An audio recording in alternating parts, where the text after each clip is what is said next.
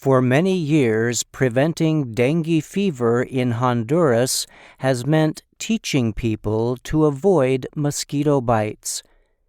Now, Hondurans are being taught a more effective way to control the disease, and it goes against everything they have learned.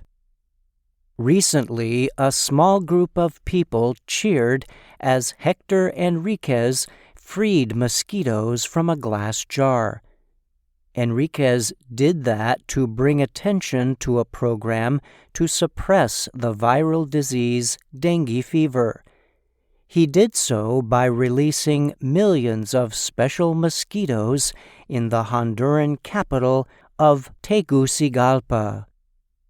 Scientists bred the mosquitoes. The small insects carry bacteria called Wolbachia that stop the spread of the disease. When these mosquitoes reproduce, they pass on the bacteria and reduce future outbreaks. The non-profit World Mosquito Program, based in Australia, launched the new plan for battling dengue, and it is being tested in more than 10 countries. With more than half the world's population at risk of dengue infection, the World Health Organization is watching the mosquito releases in Honduras and other places closely in order to expand the plan worldwide. In Honduras, about 10,000 people are known to be sickened by dengue each year. The health organization Doctors Without Borders is partnering with the mosquito program over the next 6 months to release 9 million mosquitoes carrying the Wolbachia bacteria. There is a desperate need for new approaches, said Scott O'Neill, founder of the mosquito program.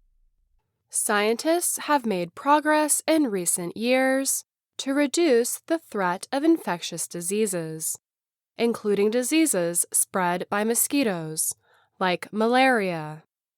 But dengue is the exception. Its rate of infection keeps going up. Public health studies estimate that around 400 million people across about 130 countries get infected each year with dengue. An estimated 40,000 people die each year from it. Traditional methods of preventing mosquito-borne illnesses have not been effective against dengue. The Aedes aegypti mosquitoes that most commonly spread dengue are resistant to insecticides. They are most active during the day, when people are not protected by bed nets. And the dengue virus is harder to control through vaccines. We need better tools, said Rahman Vilayudhan, a researcher from the WHO's Global Neglected Tropical Diseases Program. Wolbachia is definitely a long-term, sustainable solution. Vilayudhan and other experts from the WHO plan to promote further testing of Wolbachia bacteria in other parts of the world. The Wolbachia bacteria exist naturally in about 60% of mosquitoes, but not in the Aedes aegypti. About 40 years ago, scientists aimed to use Wolbachia to drive down mosquito populations. Because male mosquitoes carrying the bacteria only produce offspring with females that also have it, scientists would release infected male mosquitoes into the wild to breed with uninfected females. But they made a surprising discovery. Mosquitoes carrying Wolbachia did not spread dengue or other related diseases, including yellow fever, Zika, and chikungunya. And since infected females pass on Wolbachia to their offspring, they will eventually replace a local mosquito population with one that carries the virus-blocking bacteria. This involves a change in thinking. Scientists are now replacing mosquitoes instead of killing them. O'Neill's laboratory first tested the replacement plan in Australia in 2011. The World Mosquito Program has run tests affecting 11 million people across 14 countries, including Brazil, Mexico, Colombia, Fiji, and Vietnam. In 2019, a large field test in Indonesia showed a 76% drop in reported dengue cases after Wolbachia-infected mosquitoes were released. Scientists are still not sure how Wolbachia bacteria blocks the spread of the virus, and it is not clear whether the bacteria will work equally well against all versions or strains of the virus. It also is not clear if some strains might become resistant over time. Bobby Reiner is a mosquito researcher at the University of Washington. He said, "It's certainly not a one-and-done fix, forever guaranteed." The World Mosquito Program breeds 30 million mosquitoes a week at a factory in Medellin, Colombia. Once workers confirm that the new mosquitoes are infected with Wolbachia, their eggs are dried and sent off to test areas for release.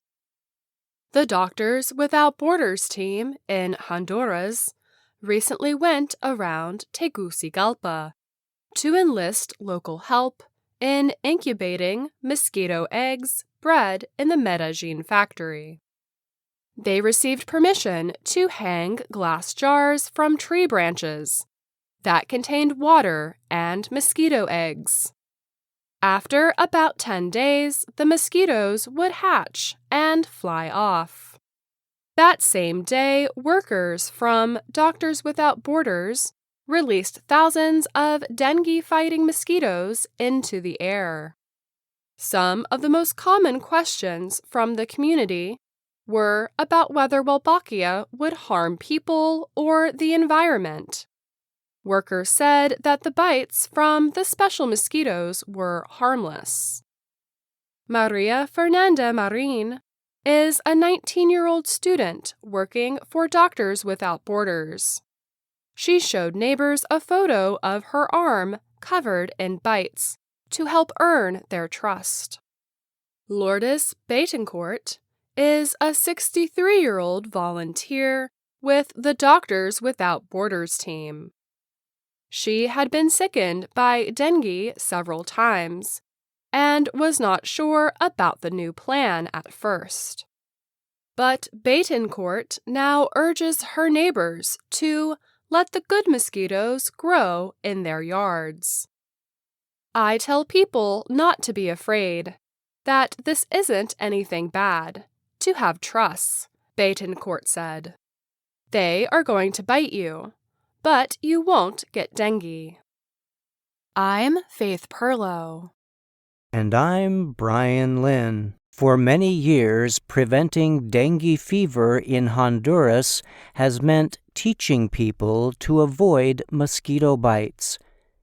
Now, Hondurans are being taught a more effective way to control the disease, and it goes against everything they have learned.